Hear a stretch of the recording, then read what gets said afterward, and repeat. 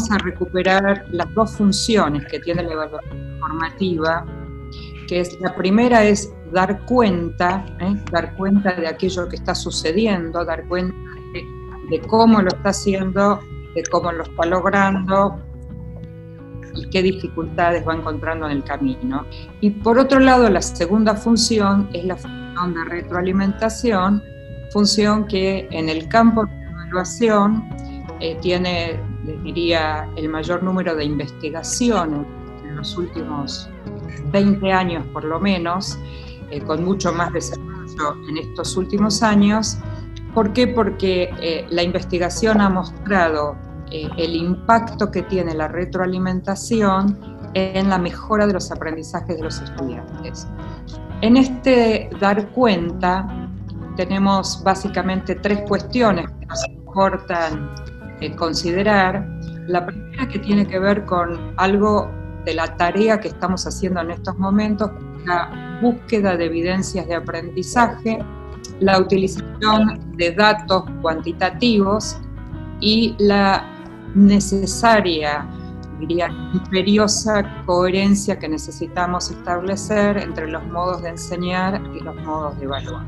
La primera pregunta que me tengo que hacer es: ¿qué objetivo estoy tratando de que mis estudiantes alcancen para poder encarar una búsqueda de propuestas de actividades, de tareas para mis estudiantes que se van a constituir en estas evidencias de aprendizaje?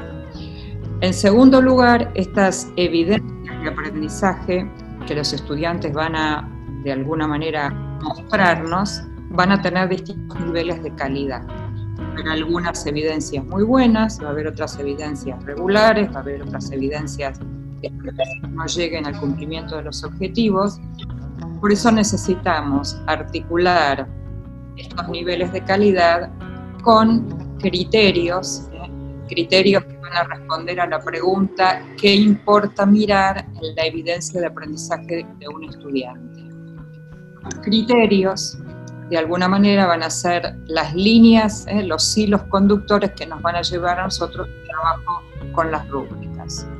Y verán que en el último triángulo, a la izquierda dice estudiantes en contexto, porque la búsqueda de evidencias está también vinculada a el contexto en el que ese estudiante está inserto. La segunda cuestión con respecto a las evidencias es que necesito variedad de evidencias. Esto significa que si yo voy a, por ejemplo, tomar una evidencia, una producción escrita de un estudiante, la segunda evidencia que voy a levantar va a ser una evidencia oral, o la tercera va a ser una evidencia de una producción colectiva, y la cuarta va a ser una evidencia individual. Es decir, voy a tener que trabajar con diversidad de evidencias de aprendizaje, no solo porque los estudiantes aprenden de manera diferente, sino porque en estos momentos no los tenemos al lado nuestro, y entonces necesitamos ir chequeando cómo ellos van avanzando en su aprendizaje. Necesitamos, en algunos casos, identificar si son ellos quienes están haciendo las tareas. La segunda cuestión del dar cuenta tiene que ver con utilizar datos cuantitativos en estos momentos, pero no para poner nota o para calificar, sino para diagnosticar, por ejemplo, para saber quiénes se están conectando, quiénes no se están conectando, para averiguar por qué los que no se están conectando no lo hacen. Entonces, tomar decisiones de nuestros modos de intervención. No usar los datos que estamos recogiendo ahora en términos cuantitativos, cuántas tareas se entregaron, cuántos foros participaron, porque sería un momento, digamos, de bastante injusticia para calificar a alguien. El horizonte de las evidencias de aprendizaje, digo el horizonte porque esto es una construcción que lleva tiempo, pero el horizonte sería ver a nuestros estudiantes dueños, apropiados de sus aprendizajes. Entonces, imaginamos un horizonte al que podamos llegar, donde cada estudiante narre su viaje de aprendizaje, o sea, el propio estudiante vaya dando cuenta de cómo él está aprendiendo, que sea él quien pueda elegir producciones que ilustran ese aprendizaje, ese recorrido que él está haciendo. Nosotros venimos de un modelo de evaluación en que somos los docentes, los adultos, en que les indicamos qué tareas nos tienen que enviar o nos tienen que entregar para mostrar que están aprendiendo, pero el horizonte deberíamos llegar en esto de trabajar e intentar desarrollar el aprender a aprender, estudiantes más autónomos, habilidades metacognitivas, que sea el propio estudiante el que diga, esta es una producción mía que muestra cómo yo aprendí y qué aprendí sobre este tema.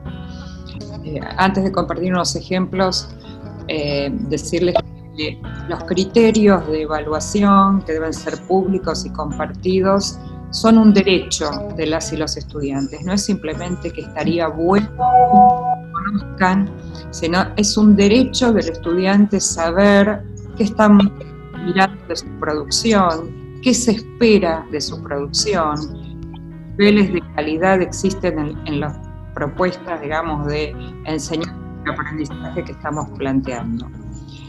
Entonces, algunos ejemplos de prácticas de autoevaluación y de metacognición como parte de este ejercicio de la evaluación formativa. Utilizar cuestionarios de autoevaluación.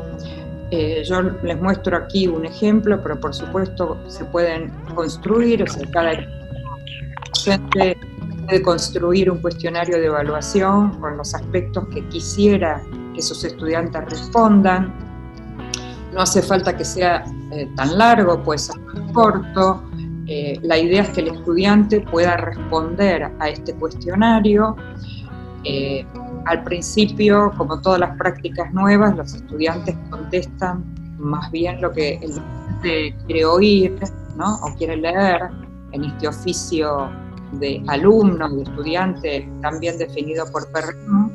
En la medida que esta práctica se constituye una práctica habitual, a partir de estas respuestas que el estudiante nos envía, nosotros podemos ofrecer retroalimentación, se va a constituir en una herramienta, la van a entregar para cumplir con nosotros, sino parte de este proceso de apropiarse, no solo de su aprendizaje, sino también de la evaluación. Las rúbricas nacieron fundamentalmente con la intención de ofrecer retroalimentación a los estudiantes.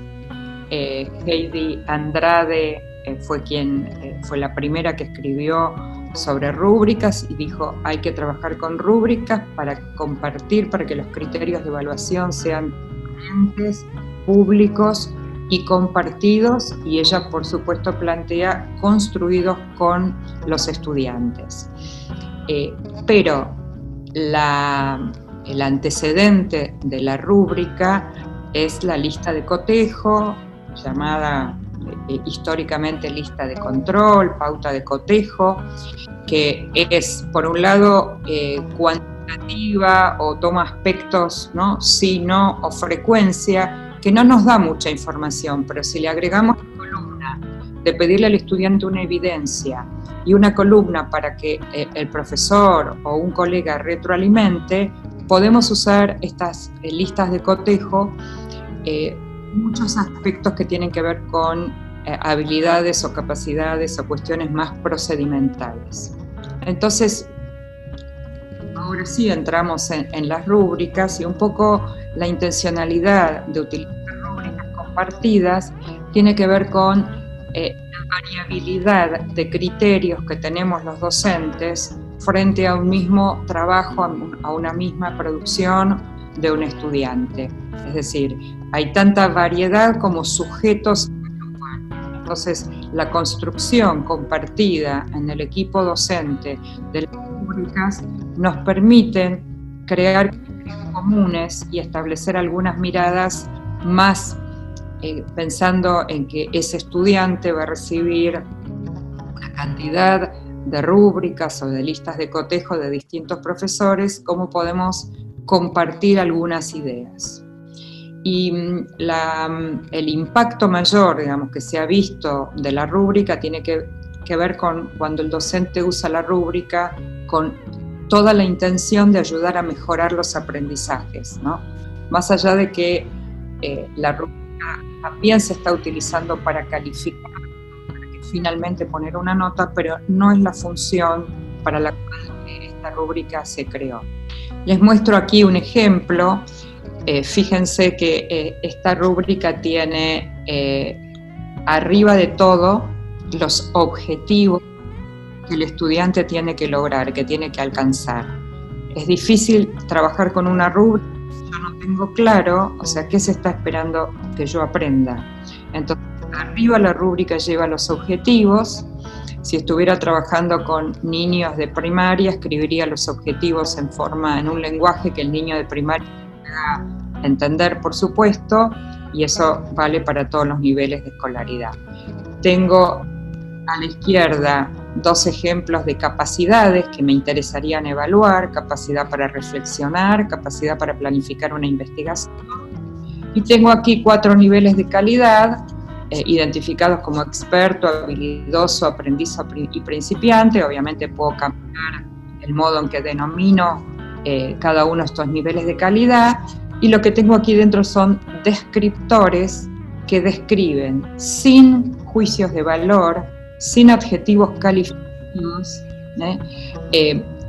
describe por ejemplo, la mejor capacidad de reflexionar que yo espero de mis estudiantes. Como verán, aquí hay una columna para comentarios que tiene que ver con la retroalimentación o comentarios de los estudiantes acerca de algo que no están seguros, que quieran consultar o que quieran compartir. Esta rúbrica la completa el estudiante y también la completa el docente. Si yo consensuar con mi equipo de colegas algunas capacidades comunes, por ejemplo, la capacidad para reflexionar es una capacidad que seguramente le interesa a muchas disciplinas, entonces podríamos compartir entre varios docentes una rúbrica que tenga 2 criterios comunes a varias áreas y después 2 que sean específicos de mi disciplina. Acá tienen otro ejemplo, ¿no? En 5 niveles de calidad, la anterior era de 4. Este es un ejemplo de nuestros colegas uruguayos de cómo, sobre el significado de la lectura, ¿no? Entonces, fíjense, el experto dice: realiza una buena síntesis del texto. Esto solo no nos permitiría entender, porque ¿qué quiere decir una buena síntesis del texto? Y entonces aquí abajo está el descriptor que dice que una buena síntesis del texto sería cuando relaciona elementos explícitos que aparecen en las distintas partes del texto, vincula estos datos con información que no está explicitada, que la infiere a partir de los datos, etc. Y así vamos bajando, digamos, los niveles de calidad hasta llegar al nivel más bajo, que tiene aquí una denominación que es valorar el trabajo. Describir sin valorar, sin cuantificar, es decir, hay muchas rúbricas que encuentran en internet que dice: el estudiante participa muchas veces en clase, el estudiante participa algunas veces en clase, el estudiante participa pocas veces. Bueno, esos no son descriptores de rúbricas. Eso sirve para una lista de cotejo. El estudiante participa siempre, a veces, mucho o poco. Y obviamente la pregunta que nos hacemos ahí es: ¿qué información nos da saber que el estudiante participa poco, mucho? Si es que yo puedo contabilizar eso mientras estoy en una clase. Bueno, nos lleva un montón de preguntas para tomar decisiones de cuándo conviene hacer una lista de cotejo y cuándo conviene hacer una rúbrica. Y otra pista para diseñar rúbricas es que guardar producciones de los estudiantes de años anteriores, por supuesto sin los nombres, y entonces nosotros tener, por ejemplo, 2 producciones que para nosotros hayan sido excelentes y tratar de identificar por qué fueron excelentes, o sea, qué encontré en esas producciones que las considero excelentes. Y eso me va a ayudar a construir los descriptores. Entonces, miro buenos y malos ejemplos. Los alumnos les tenemos que enseñar a usar las rúbricas, no es algo que no es una práctica habitual. Entonces, un modo de enseñarles es entregarles, supónganse que yo quiero trabajar sobre producción de textos escritos, les voy a entregar 4 textos de diferentes niveles de calidad, y vamos a debatir con ellos cuál les parece que está mejor que cuál, por qué un trabajo está mejor que otro, o sea, un ejercicio donde ellos van a ir buscando los criterios, o sea, qué importa mirar, y van a, digamos, les podemos pedir que los ordenen, o sea, cuál para ellos es el mejor y cuál es el peor y por qué, de tal modo que ellos van aprendiendo también a lo que significa diferenciar por distintos niveles de calidad producciones. Obviamente practicar con ejemplos, utilizar la retroalimentación individual y la de los pares, y obviamente después ofrecer tiempo para mejorar. O sea, si los estudiantes usaron una rúbrica, yo también usé la misma rúbrica, ofrecimos retroalimentación. La rúbrica funciona también como un mapa de ruta, quiere decir que si yo estoy en un nivel bajo en la rúbrica, en algún criterio, tengo los descriptores que me permiten mirar hacia dónde mejorar mi producción. Y obviamente puedo no saber cómo hacerlo y ahí aparece nuevamente el viaje de los docentes o de los pares. ¿Cuáles son los errores frecuentes? Algunos ya se los fui diciendo. Muchas veces en los descriptores falta graduación. Por ejemplo, en el nivel más alto hay 5 descripciones de lo que el estudiante hace, y cuando pasamos al segundo nivel quedaron 2 descripciones, ¿no? Y uno ve que no se armó la rúbrica como si fuera una escalera donde yo voy subiendo escalones, sino que hay un abismo entre el primer escalón y el segundo, ¿no? Bueno, que los procedimientos no son apropiados para una rúbrica, sino para una lista de cotejo. Alguna sugerencia de formular en positivo, o sea, la última columna no es poner todo lo que el estudiante no hace. La última columna en todo caso es para poner que el estudiante presenta dificultades para resolver una tarea, que el estudiante necesita ayuda para resolver una tarea, que el estudiante tiene dificultades para comprender la tarea, siempre pensando que es posible ayudarlo para que haga algo de lo pedido. No utilizar el pero, ¿vieron? Cuando uno dice, bueno, tu trabajo está muy bien, pero, ¿no? Y ese pero de alguna manera borra la primera parte de la frase porque uno ya está esperando es lo que viene después del pero. Entonces, en la redacción utilizamos punto y aparte, o sea, valoramos, por ejemplo, un aspecto positivo de la producción del estudiante, punto y aparte. A renglón siguiente diremos, bueno, me preocupa, me pregunto, o una sugerencia separada de lo que fue la valoración. Evitar incluir, dijimos, cantidades y frecuencias, y formulaciones ambiguas. Por ejemplo, una muy común es: tu presentación fue muy interesante. La pregunta: ¿interesante para quién? Para mí puede ser interesante, para otro colega mía puede no ser interesante. Entonces, la valoración, más bien de juicio de valor, no ayuda al desarrollo de las prácticas. También existen hoy lo que se llama rúbricas de un punto, que en lugar de trabajar con la rúbrica entera, le pedimos al estudiante que de la rúbrica entera, que es esta que está aquí, que ya se las mostré antes, él pintó en amarillo donde él cree que se encuentra, ¿no? Y entonces la rúbrica de un punto lo que hace es pedirle que ponga el descriptor en el nivel que él se considera, que busque una evidencia de por qué está en este descriptor, y del lado izquierdo tienen una sugerencia del docente. O sea, en función del descriptor y en función de la evidencia, el docente hace una sugerencia. Y en este caso estamos trabajando solo con una parte de esta rúbrica, solamente con lo que se llama hoy rúbrica de un punto, que es una manera de alguna manera hacer más sencillo el trabajo con las rúbricas.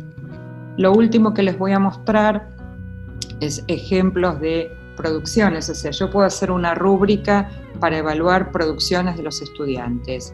Un video que hicieron, un podcast, una producción escrita, una infografía, un proyecto, una investigación digital, y podríamos seguir haciendo una lista enorme de producciones. Pero también la rúbrica me puede servir para evaluar desempeños. capacidad para trabajar en equipo, capacidad para argumentar, para abordar problemas, para mirar de distintas perspectivas, para analizar críticamente, es decir, y eso no siempre es en una producción escrita, sino puede ser el estudiante haciendo algo y yo estoy viendo eso que el estudiante hace.